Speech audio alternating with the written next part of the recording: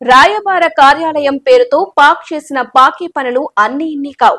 భారత్లోని ఈ రాయబార కార్యాలయాన్ని ఒక గూఢచర్య హబ్ గా పాక్ వాడేసింది. తన కార్యకలాపాలన్నీ ఇక్కడి నుంచే నిర్వహించసాగింది.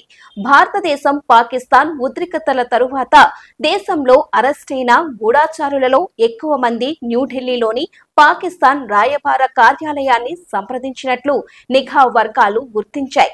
భారత నిఘా సంస్థలు హర్యానాలో ఒక మహిళ యూట్యూబర్, ఒక కళాశాల విద్యార్థిని అరెస్టు చేసి ఒక గూఢాచార్య నెట్వర్క్ ను ఛేదించాయి. ఇద్దరు పాకిస్తాన్ ఇంటర్ సర్వీసెస్ ఇంటెలిజెన్స్ కు రహస్య సైనిక సమాచారాన్ని లీక్ చేసినట్లు ఆరోపణలు ఎదుర్కొంటున్నారు. ప్రధాన నిందితురాలు జ్యోతి మల్హోత్రా అలియాస్ జ్యోతి రాణిని హిసార్ లో అరెస్టు చేశారు.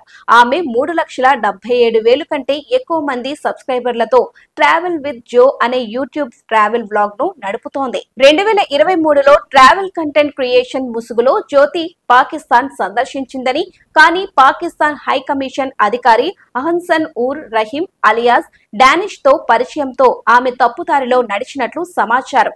అతనే ఆమెకు ఐఎస్ఐ కార్యకర్తలతో పరిచయం చేసినట్లు అధికారులు ఆరోపిస్తున్నారు.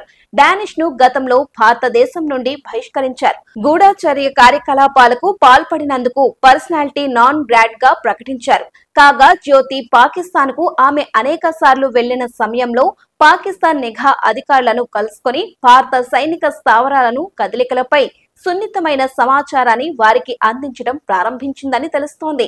జ్యోతి మల్హోత్రా కమ్యూనికేషన్ ను నిర్వహించడానికి వాట్సాప్, టెలిగ్రామ్, స్నాప్చాట్ వంటి ఎన్క్రిప్టెడ్ మెసేజింగ్ ప్లాట్ఫామ్లను ఉపయోగించిందని, గుర్తింపునకు నివారించడానికి తన ఫోన్లో నకిలీ పేర్లతో ఐఎస్ఐ పరిచయాలను కూడా నిల్వ చేసిందని ఆరోపించారు. ఆ పాకిస్తాన్ పర్యటనకు సంబంధించిన వీడియోలు ఆమె యూట్యూబ్ ఛానళ్లలో అందుబాటులో ఉన్నాయి. దేశవ్యాప్తంగా పెరుగుతున్న పాకిస్తానీ గూఢచారుల అరెస్టుల సంఖ్య ప్రస్తుతం తీవ్ర చర్చానీయాంశంగా మారింది. ఇప్పటి వరకు పాకిస్తానీ గూఢచారులు 14 మందిని కేంద్ర రక్షణ దళం అరెస్టు చేసింది. పెహల్గాం ఉగ్రదాడి, ఆపరేషన్ సింధూర్ సైనిక ఉద్రిక్తతల తరువాత అనుమానిత పాకిస్తానీ గూఢచారులపై కఠిన చర్యలు తీసుకుంటున్న కేంద్రం ఉపక్రమించింది. పాకిస్తాన్ తరపున గూఢచర్యం చేయడం, భారత సైనిక సమాచారాన్ని పాకిస్తాన్ అధికారులకు చేరవేయడం వంటి ఆరోపణలపై 3 రాష్ట్రాల నుంచి మొత్తం 14 మందిని అరెస్టు చేసినట్లు కేంద్రం వెల్లడించింది. ఈ 14 మంది గూఢచార్యులు హర్యానా, పంజాబ్, ఉత్తరప్రదేశ్ కి చెందిన వారుగా గుర్తించారు. గూఢచార్యానికి హబ్ గా ఢిల్లీలోని పాకిస్తాన్ రాయబార కార్యాలయం మారడం మరో విశేషం. ఆపరేషన్ సింధూర్ తరువాత భారతదేశంలో పట్టుబడిన పాకిస్తానీ గూఢచారులందరితో చాలా మందికి పాకిస్తాన్ రాయబార కార్యాలయంతో ప్రత్యక్ష సంబంధాలు ఉన్నట్లు అధికారులు గుర్తించారు.